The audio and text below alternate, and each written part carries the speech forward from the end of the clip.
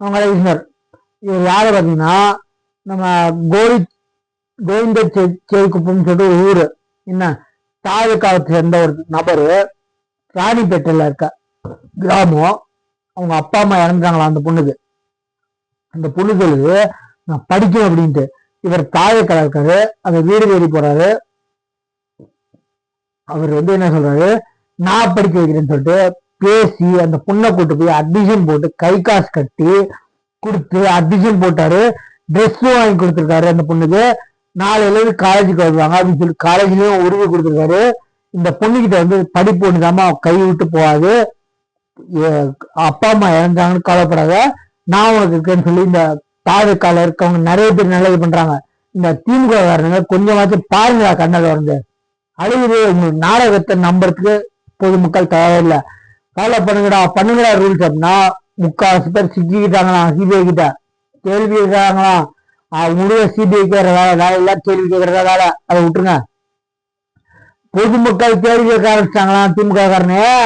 புரிஞ்சுக்கோ, ரமணா படத்துல விஜயகாந்த் சொன்ன மாதிரி தமிழ்ல எனக்கு பிடிக்காத ஒரே வார்த்தை மன்னிப்பு. அது மாதிரி திமுக காரனுக்கு பிடிக்காத ஒரே வார்த்தை தமிழ்ல கேள்வி.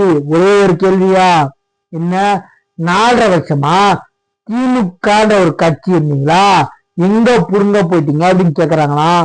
234 தொகுதி யாரு கேண்டிடேட் நின்னாலும் 234 கேண்டிடேட் புரிஞ்சுக்கோங்க. ஃபர்ஸ்ட் ரிஹர்சல் பண்ணிட்டு டிராமா கோசி கேட்டு போங்க தொகுதிக்கு.